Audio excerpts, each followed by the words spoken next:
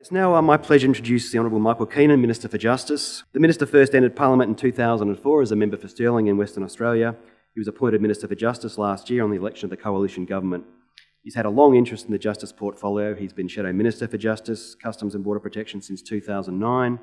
Prior to that, he'd been a Shadow Assistant Treasurer, Shadow Minister for Superannuation, Shadow Minister for Employment and Workplace Relations, and so really he had a senior role in the Coalition Executive for most of his time as a member of the House of Reps. Along with being a born and bred West Australian, he has worked in Canberra for the ACT Liberal government in the mid-90s, and he also worked for Senator Amanda Vanstone when she was the Minister for Family and Community Services. Please extend a very warm welcome for the Minister. Well, thanks very much, Adam, and can I acknowledge you as Director of the Australian Institute of Criminology. Thanks to Mrs Phillips for that welcome to country.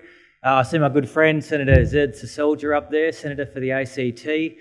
Commissioner of the Australian Federal Police, Andrew Colvin, CEO of the Australian Crime Commission, Chris Dawson, CEO of CrimTrack, Doug Smith, Councillor Paul Katsaris from Monash Council, and members of the Australian Crime and Violence Prevention Awards Board. It's very good for me to be here today to hopefully present these awards.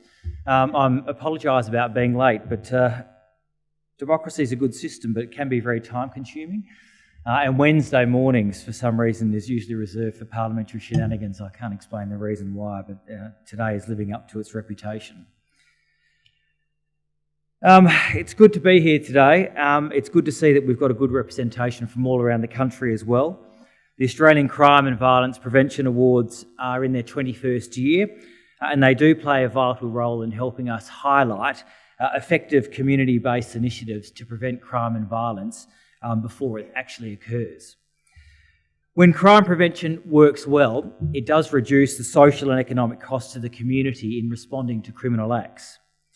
The Coalition Government has been elected, and part of our platform in that election was to make our streets and communities safer. And we wanted to do that by having tough and effective steps that will assist our law enforcement agencies and our communities in fighting and preventing crime.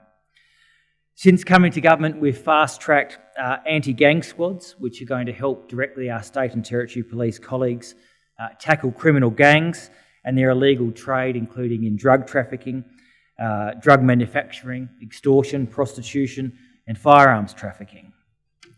We have a roadmap to tackle the growing threat of fraud, particularly cybercrime and more especially identity crime.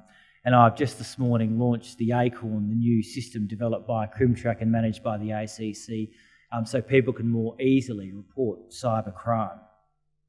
We've also established a $50 million Safer Streets program, which we're using to support a range of community safety commitments, which will improve the safety and security of communities all around our country. And this week, through the House of Representatives, we've passed legislation to combat synthetic drugs and the trafficking of illegal firearms. And now we'll place ourselves in the hands of the new and exciting Senate and see if we can't get that through in its current form.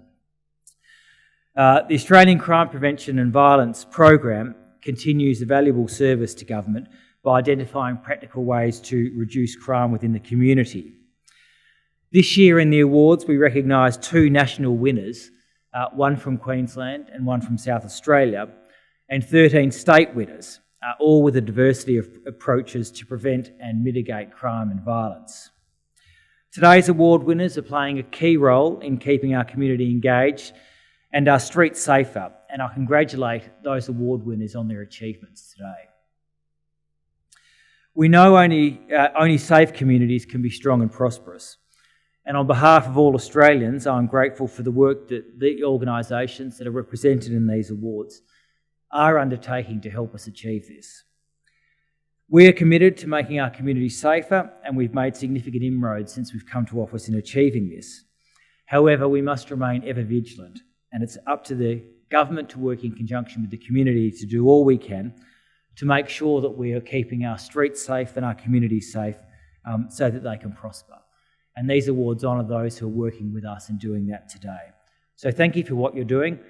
Please keep it up, and I'm very hopeful that I'll be able to present these awards, and I congratulate everyone for your involvement in them today.